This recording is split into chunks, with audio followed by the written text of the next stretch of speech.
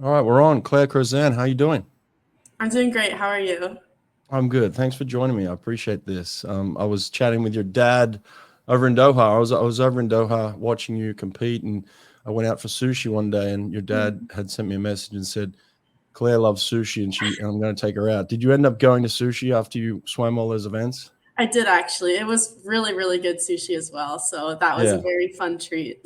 nice, nice. And then I told him he's got to let you go shopping. So you got some shopping in over there too? Yeah, lots of good shopping.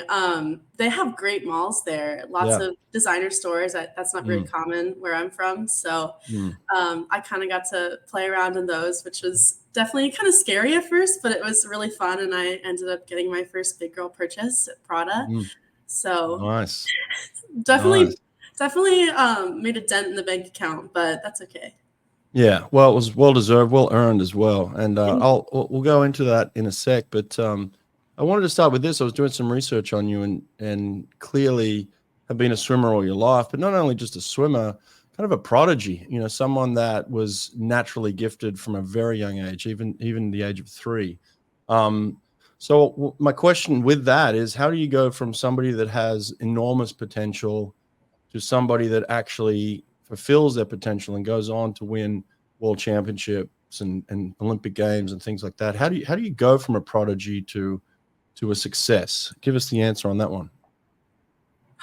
I wish I had a very clear answer for you. I think that's kind of just a loaded question, but I've definitely had a lot of support in my journey. I think it helps that I had a lot of success as a young kid, so like new opportunities have opened to me, and I've gotten to compete and train with two like Division 1 colleges, which is Hmm. pretty rare, and both very very accomplished teams. But I mean, it definitely takes a village. Like if it wasn't for my parents driving me to practice every day, even when I was 11 up to when I was 16, and actually like doing things, I don't think I would have gotten to where I am. But I mean, the best, I guess, most accessible advice I can give is just to keep working hard. I think there's a lot of times when, you're in between big meets, and swimming's hard because as like basketball they have like lots and lots of games, baseball lots and lots of games, but swimming there's Hmm. only really two big meets every year. So Right.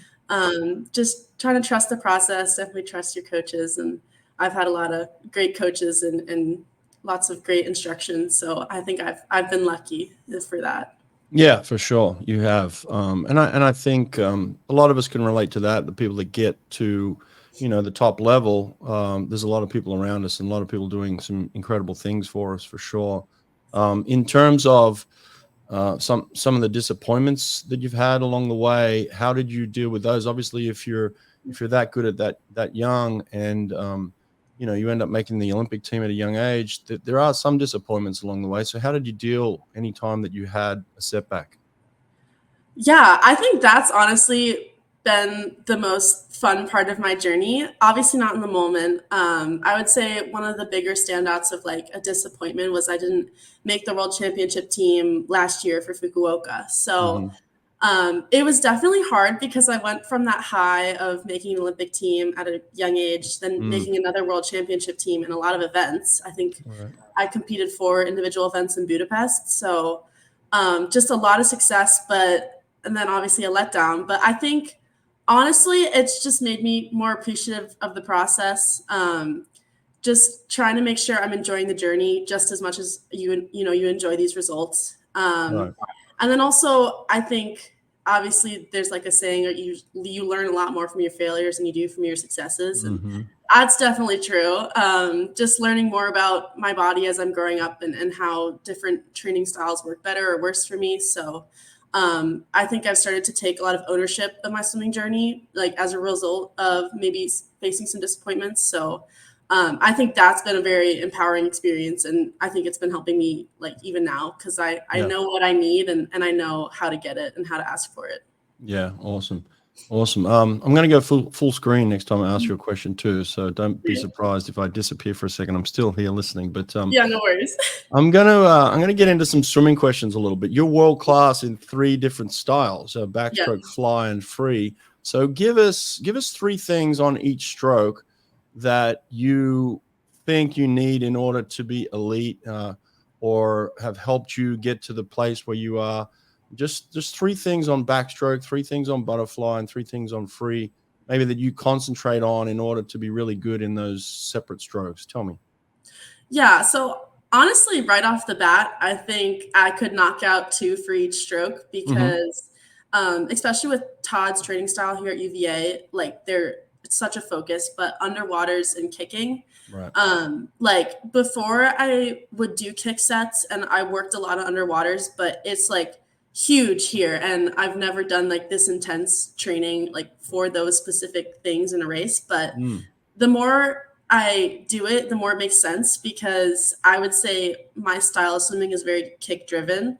I've never really been the best at pulling. So a lot of my power and a lot of my speed comes from my kick. And that's like how I get so high on top of the water. So I think for both of those, just making sure that you have that kick endurance and you have that kick speed, super huge. Right. For backstroke, I would say I've been working a lot on like balancing out my backstroke. I think Todd and I worked with Ken a little bit, and they figured out that one of my arms was a lot stronger than the other, so it left me kind of unbalanced. So just making sure I'm catching evenly and in line with both hands has been a big focus in my training, especially in long course because the pool is very long. For fly, I would say we've been working a lot on just like speed and quickness. So getting used to and really getting like cemented my kick count and stroke count for that first 50 of the 100 because I just have to race. Because I think if you're able to nail that turn and then have a great like underwater, then you can carry a lot of speed, which will help on the back half. And then for freestyle, honestly, it's still been a work in progress. We've done more of that testing and they've kind of figured out that, again, I'm a little unbalanced in my freestyle, whether that's just because of like, I'm a right-handed person, so maybe that's why, but just kind of looking more into that. And then obviously like the kicking and the underwater works has helped with all of the strokes, especially in short course. It's such a big part of the race, but I've even been feeling it in long course too. Just making sure I'm carrying that speed through the wall. And then it's just helped me have better breakouts and be able to carry my speed better. I'm glad you brought up the difference between short course and long course, because that was kind of my next question. But before we get there, is there a difference for you in the way that you have to kick when you're on your front or you're on your back? Because most people aren't really good at both. They're either good on their front or good on their back, but you seem to be getting it down where you're really effective on both sides. So is there any particular thing that you're doing each side to be good at it? I would say naturally I'm very comfortable with doing like underwater dolphin kicks on my back. I think that's where I'm fastest. But lately Todd has been correcting, normally my streamline, I have a very tight streamline, so my arms go behind my head and like behind my ears. Right. But he's said to try to put them more in line with my ears, so it's obviously more like hydrodynamic or whatever that word is. And then also for like dolphin kicking on my stomach, naturally I undulate more like in the front, so I'll use my hands and my arms a little bit. So I've been trying to work more on keeping like a flatter front half while still like using my abs and my legs to like propel me forward. So it's just trying to pick up little tenths and hundredths here and there. But I think those have been like the biggest changes for my front. And then obviously just working on strength and resistance with like socks and something to help both the underwaters on your front and on your back.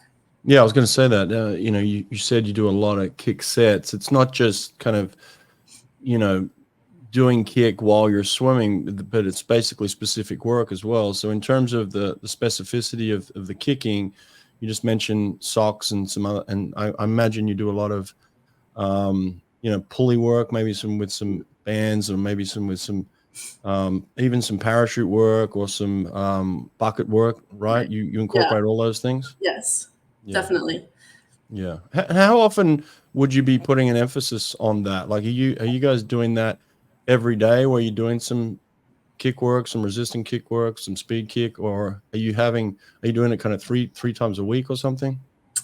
I would say every day has some element of like kicking in it, whether that's just like warming up your legs before the main set. And sometimes they will incorporate just like socks, kick out work before like a 200 backstroke kind of set. And most of it's pretty easy too, because I do a lot of underwaters in my races. So if they're like, okay, here's like 6 blasts like in your kick out plus like 6 strokes or whatever, like I'm obviously doing a lot more underwaters, so that could be considered underwater work. But then I would say probably 3 or 4 practices a week, like is a very like resistance heavy, kick heavy set. And whether that's just on, we use power racks a lot instead of buckets, but there's like specific sets for power racks where you're just doing underwaters. And then in a lot of my butterfly workouts, there'll be 25s with socks underwater. And backstroke too lately. It's kind of feels like waterboarding, but I know it'll help me because breath control is very, very huge for underwaters, especially when you're doing that many. So yeah. Waterboarding, that's a good way to put it. It does feel like that sometimes. It does. Like, come on, man, let me breathe. In terms of that, are you strict with a kick count in practice, or is Todd strict with it in terms of if you're doing 200 work, you have a specific, if you're doing 100 work or 50 work, do you have specific kick counts for the type of work that you're doing in practice? Yeah, I always do. And I've always had them because it is such a key part of my racing. But 200 is obviously a little bit less than 100, but you try to stick to that higher end just because you know it's going to obviously be a little harder during race day. But like for hundreds, I'll do like up to 12 or like 11-ish typically. And then 200s, it's more like 8 or 9. Wow. This goes back to part of what I think it takes to be, to go from somebody that has extreme amount of potential to someone who is an Olympic medalist like yourself. I think it takes discipline. And it comes down to, like you just said, you have certain kick counts that you know are important for each of the different distances. And it's not really on Todd to hold you accountable to that. And I think this is where the separation comes with a lot of people. If you're doing a 200 backstroke set, for instance, and your kick count is, let's say, 10 off each wall, you're the one holding yourself accountable to that. And that's the discipline it takes to be, go from good to great. So I don't think you give yourself enough credit for kind of the mental discipline it takes to hold yourself accountable in sets like that, right? Yeah, thank you, though. It definitely is a big focus of mine to try to go in every day and give it my best and go out knowing that, I put in the work that I needed to for race day. So that definitely is huge. That's a separator. All right, let's go back to this question then. So the difference between short course yards and long course is fairly immense. And for someone that's a great underwater kicker, it must be a difficult transition to go, from training that to then performing long course. And long course is a different animal. So how have you dealt with the transition from being comfortable short course yards to being uncomfortable long course meters and having to improve your swim speed as well? Honestly, I think the older I've gotten, the more I've appreciated long course. Sometimes it's like during short course season and Todd's giving you all these sets with underwaters and you're like, I just need more time to breathe, Todd. But the more I've gotten older, the more I've enjoyed training long course. I think my backstroke is more of a sweet spot in long course because it just feels good to train it. I don't know why. But definitely at the beginning of long course season, everyone feels it. Todd's like, okay, it's our first practice back, and everyone kind of groans because you just know that pool is long. And it's a big adjustment period, but it always is good because you're going to need it for the end of the season. And honestly, I kind of like that the US has like a different, like half of the year short course, half the year is long course. I think it keeps it interesting. And I don't know, I kind of like the variety that it brings, and you can still go back to short course practices sometime during long course season to do power racks or really focus on speed, but then you're able to get into those really like long aerobic sets, long course, because it's long and you can just really crank out the yardage. Yeah. I was going to say that in terms of the speed and power, it's easy to develop speed and power short course yards because you can just do really short distances, a lot of resistance, things like that. How do you maintain or manage or even develop your speed and your power when it comes to the long course racing? Are you doing more of just free speed swimming type stuff, or are you still adding in a lot of resistance work to your training? So even today, yeah, we still do add in a lot of resistance. Even today, we were using socks. So it was more of a 100 freestyle practice this morning. So we'll use socks and like just do kick out and breakout work. And then sometimes we'll also use like chutes, different varying sizes, and just do like a couple strokes. So you can still kind of get that speed that you need, but honestly, for long course, it's more important to practice sustaining that speed because you obviously kick out and then you still got a whole 50 to go pretty much. So I think it's more focused around being powerful and explosive when you first start swimming and then also being able to hold that. So I think it's kind of a mix, but it's more important to like work on sustaining that long course. Yeah. I was going to ask you about the 50 freestyle because you're so close to breaking the 24 mark. But then when I looked at your other times as well, it's like you're so close in the 100 fly to breaking 56, and then you're so close in the 100 back to breaking 58. So it's like you're right on the cusp of having these massive breakthroughs in all these events. How do you focus on what you train for? Like, how do you know when you're going to swim backstroke one day, fly one day, free one day? How do you balance it all out? That's actually been kind of fun this season, figuring that out with Todd.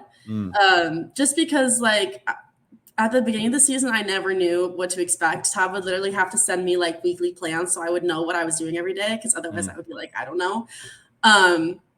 But it definitely has been a bit of a dance, a bit of an art form because it's hard training 3 different strokes, but also like kind of 3 different disciplines. Because I would say for backstroke, I tend to try to be more like aerobic for that 200, but then also in like fly and free, I'm trying to do the 100 and maybe even the 50 if you're going to worlds.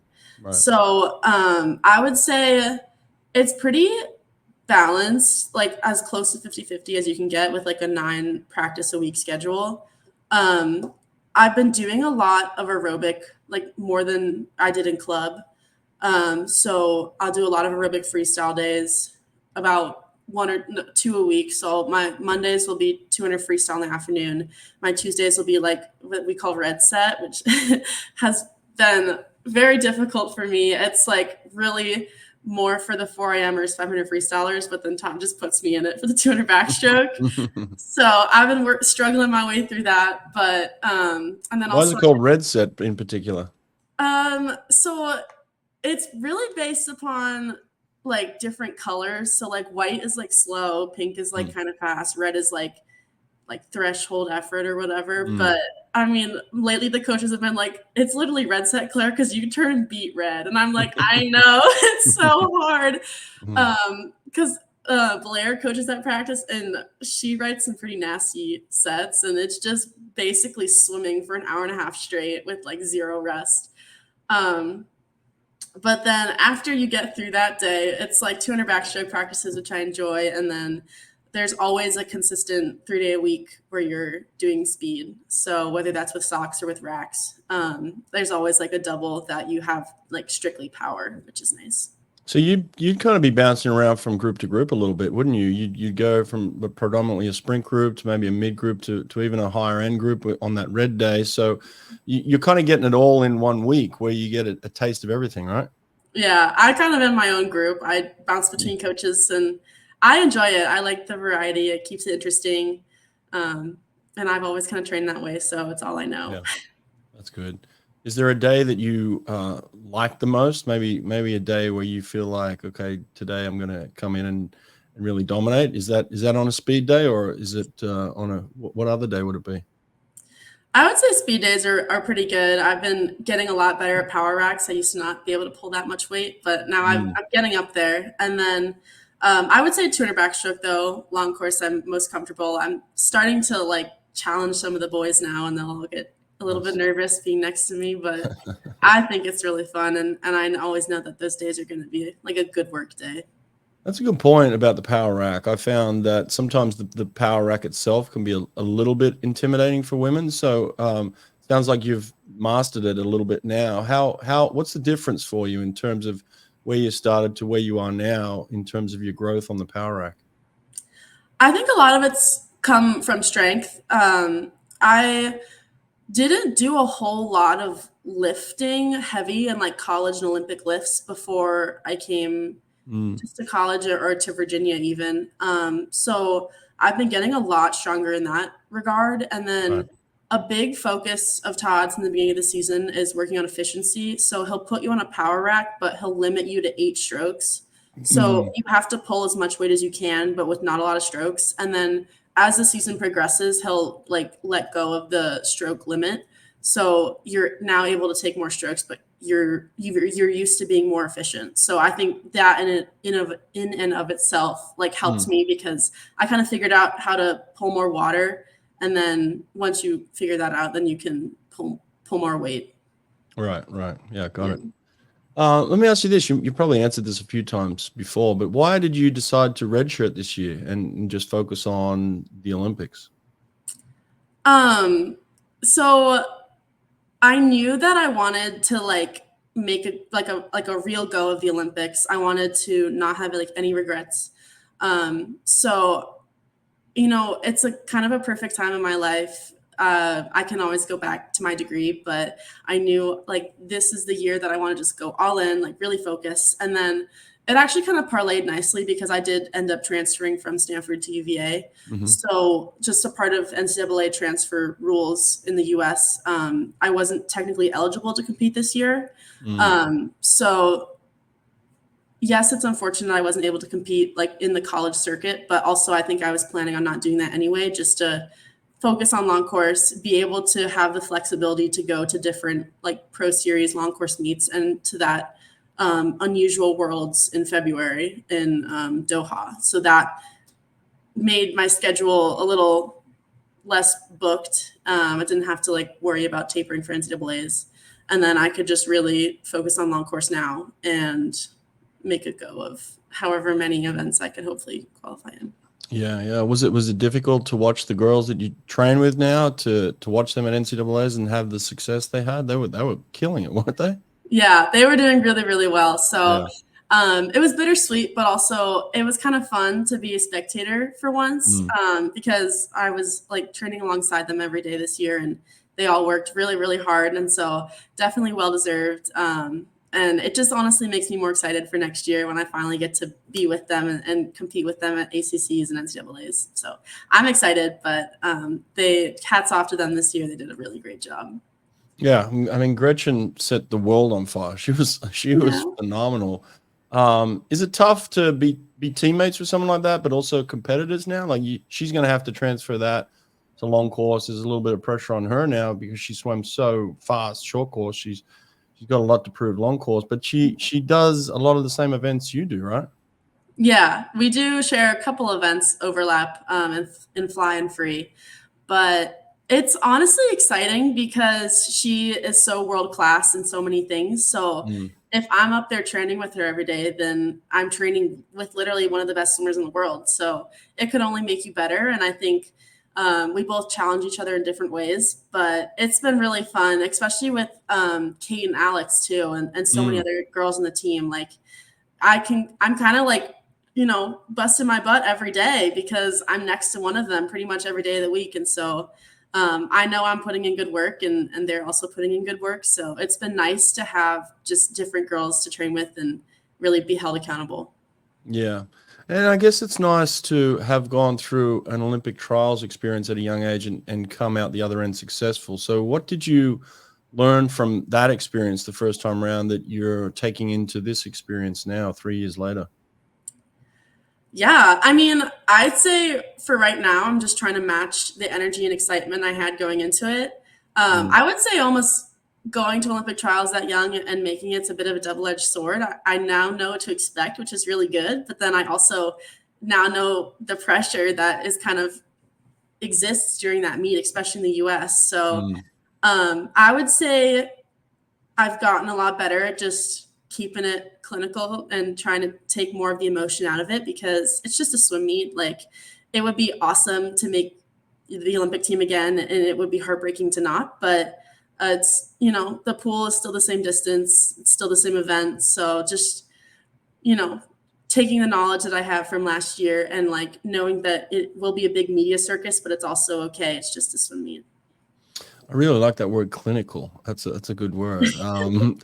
It kind of conjures up a lot of thoughts for me when I think of that. So in terms of just you said take the emotion out of it, but what does it mean, clinical? Like for those that don't have the awareness and understanding that you have, maybe some young girls that are going into their Olympic trials for the first time, listening to this, what does that mean, clinical?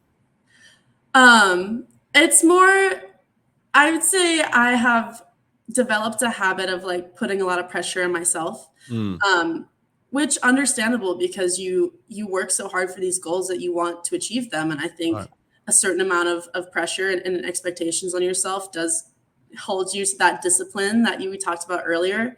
But then also I would say in a meet as big as that, like you've put in all of the hard work, you've swam probably thousands of miles or whatever. So just more trying to take the expectations off and just having fun and knowing that you have a schedule. At least I have a pretty regulated schedule of, wake up, swim prelims, go back to the hotel, nap, do whatever I need to do to recover, and then just do my warm up and swim my race and not have it mean more than that. And not letting those expectations, make me nervous or make me waste energy before I even swim. So just trying to really put my best foot forward on race day and know that I'm going to be good.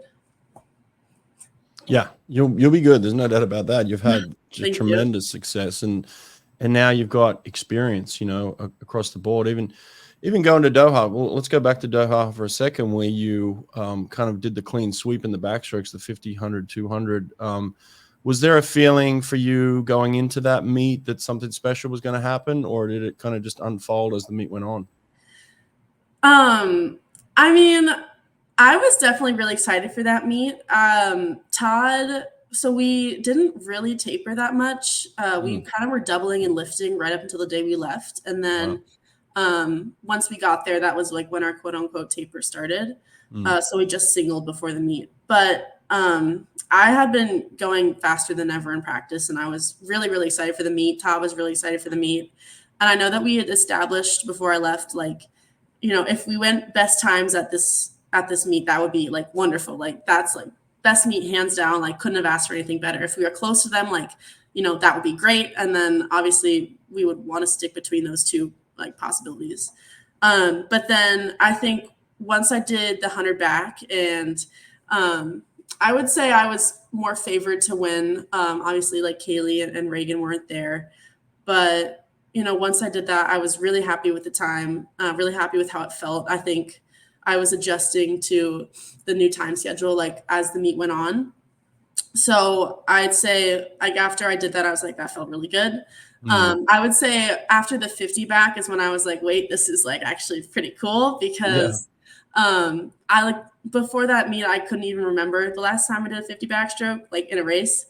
So that was very surprising for me that I went as fast as I did. And then obviously the 200, I would say is more of my baby in like a backstroke sense. So I was just excited for that one because I really enjoyed the 200 backstroke. And I would say there's still a lot of room for improvement left for me, just in terms of times. And I have big goals for that event. How would you feel about 50s of stroke being in the Olympics? I know everyone's got their own opinion on it. What's your thoughts on it?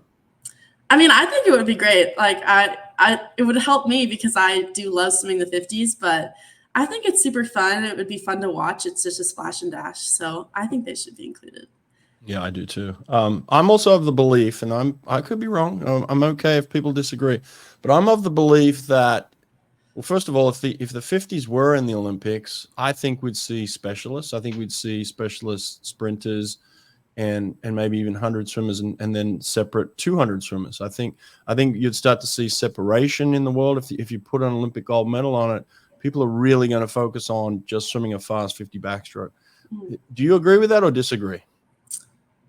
I agree and disagree. I think there would be a lot of specialists in the 50s, but then also 50s are kind of a crapshoot, for a bad term for it. Like you could have one little mistake and it would you would get 8th. So I think it would obviously be very fun to specialize in the 50. That would be a great little training regimen. But I think it probably would be better if you focused on both the 50 and the 100. And then it would probably be rare for someone who does the 200 to go all the way down to the 50. But I think it would be fun, and it would probably give more longevity to the sport, since, the older you get, the harder it is to do a 200 or even 100 for that matter. 100's hurt for me right now, but I think it would be fun. How dare you say crapshoot? Oh, you stabbed me in the heart with the crapshoot. What are you talking about, a crapshoot?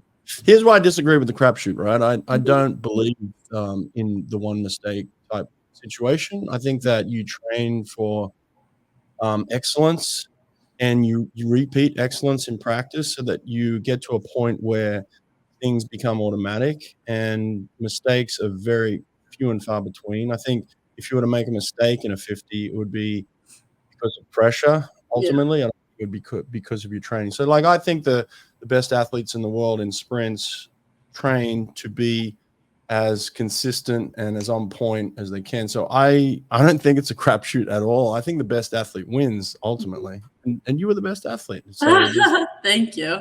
I mean, I guess a good real life example would be Sarah Sjöström. I swear every time she gets in for that 50 fly, she breaks the world record. But yeah, you probably would figure it out. But barring unforeseen circumstances like sickness or something else, like I could see how you could definitely train and really work for that 50. Yeah. Now tell me this, you're got some decisions to make, I guess, in terms of events at Olympic trials. Have you made those decisions yet? Nothing final yet, but when they added that extra day for like the 8-day format to the 9-day format, I think it only helped me. The way that my event schedule will be set out is pretty sweet. If I were to do the 100 free, I think that would be the only conflict with the 100 back one day. But aside from that, everything else gets its own day, which is wonderful. And I would say I've very well prepared and trained for doing a long meet like that. So, I mean, I'm excited. I would like to swim as many events as I could, but it's probably up to Todd to really look at it and let me know his thoughts, and then I'll probably just decide. So, all right, let me just throw them out there then. So I'm guessing 100 back, 100 fly, 100 free, 50 free, 200 back. Is there something I'm missing? No, that's it. That's it. So far, that's still a heavy program because you got the prelims, the semis, and the finals. So you're doing 3 of all of those. So that's a massive program. Mm-hmm. Yeah. We might have to narrow it down just to 3 events, but I would say I train for all 5, and we'll see how I'm looking up and towards that meet. What's looking the best and what'll give me the best shot. Cool. So what have you got coming up between now and trials? So I'm leaving next week for San Antonio Pro Series down in Texas, which will be fun. I'm sure a lot of people will be there. It's kind of the last not the last, but one of the last big official meets before Olympic trials. And then I'm pretty sure Virginia will be going to a little NCAP invitational meet late May as a tune-up to see how we all look. And then obviously Olympic trials in mid-June. It's a big meet. Wow. Yeah. Now, when you're in season, what's your thought process? Are you trying to get as close as you can to your best time? Do you try and swim as fast as possible in season, or are you happy kind of being beat up and understanding that you're not going to be near your best? How do you kind of mentally prepare for the way that you swim in season? That mindset definitely has had to change for me. As a kid, I could just get in the water and drop time every time. But especially this year with the bigger, I have never lifted 4 days a week before, but this year I have. And lifting really takes a toll on you. So I've had to get used to knowing that, I am tired right now. Practice has been brutal, lift has been brutal. And that's okay, because none of my races when I'm tapered will be as painful as what I'm doing right now. And, you have to find kind of joy in the process. So just you race because you love it, not because you're trying to go best time really. So just trying your best, and then hopefully you'll be close. And if you're close while you're tired, then that's great, because when you aren't tired, then that could only mean really, really good things, that you'll drop a lot of time. So I would say just trying to keep everything in perspective has been a big learning curve for me this year. Yeah. Yeah. Let me ask you about your coach, Todd DeSorbo. He's just phenomenal, and he's just crushing it. Like he's killing everybody, Yeah. especially on the women's side of things. So in terms of, just some insights there, like what makes him great for you, and what have you noticed that is really separating him from everybody else right now? So I would say the two big things about Todd that's kind of unlike any coach I've ever trained under before is he brings so much excitement and just energy to the pool deck, which helps because swimming is a very, very hard sport. So if you have a coach there who is like inspiring you, encouraging you, and like makes you want to swim fast, then that only helps the practice environment, especially when you're doing tough sets. So having him there to just like, and all the coaches have parlayed this very well of just keeping the energy and excitement level up on deck has been very, very fun. And then I would say Todd and the coaching staff at Virginia in general have been I would say kind of the first of any coach really to start incorporating more data analytics and math into the sport. So he has Ken Ono, who is a mathematician here at UVA, studying different swimmers, which I think helps because you're able to find those nuanced inefficiencies in strokes, which you couldn't really see with the naked eye. And I think the combination of those two things has made swimming faster and more efficient because your stroke is as perfect, as close to perfect as you can get, like with your body limitations. And then you just have that energy on pool deck that makes you want to swim fast, and fast practicing makes fast racing. So Yeah. yeah, He's awesome. He's killing. He's doing a brilliant job. I'll tell you that. And yeah, wow. And it'd be pretty cool to have him as the head coach of the Olympic team too. If a bunch of you girls make it, to have your coach there, that'd be cool too. That would be really awesome. I actually did train with him because he was an assistant coach at the 2021 Olympics. So it'd actually be my second team with him, which would be really cool if I made it. Yeah. Awesome. Now listen, I got to bring it up. I just have to as an Aussie. There's rivalry, right? And there's competition. I mean, there's a lot of talk about how great the Aussies are at the 4x1, especially on the freestyle side.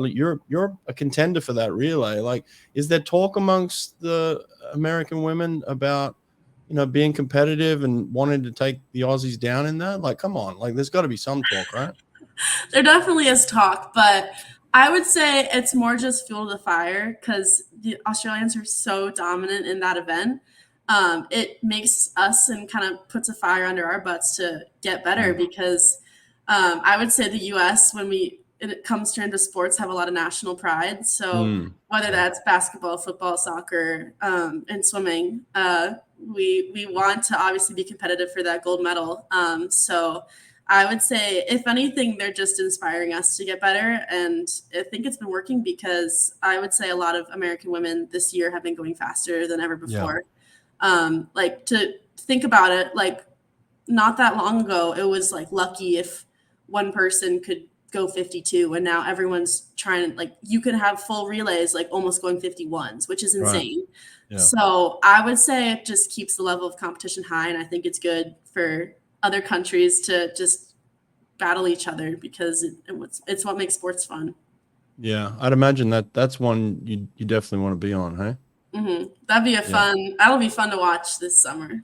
Yeah, there's going to be some fireworks in the pool. There's just so many great athletes right now. I think swimming is so deep, but especially on the women's side, there's just so many great women competing right now. It's just across the board, and they're from all different countries. So I think it's going to be really deep, really competitive, and super fast this summer for sure. I know. I'm excited, honestly, for some of the Olympic trials coming up because I would say a lot of world records start to fall at those kinds of meets. So I think it'll be cool to see what events kind of get taken down and if that'll be repeated at the Olympics. What about you? Do you think about world records at all? Are you aiming for that type of thing? Obviously, it's a big goal, but I would say I try to focus more on my personal goals, and then if that also happens to be a world record, that would be awesome. But Yeah. I'm trying to take baby steps, and Yeah. we'll see. Well, listen, you're killing it. You're fantastic, and you've had such a great run. Oh, thank you. Since the disappointment, you said, you came back stronger. So hopefully it continues into Olympic trials and then into Olympics. And yeah, good luck with everything. Okay. Thank you so much. I appreciate your time today. Thanks, Claire. Yeah, thank you. All right. Bye.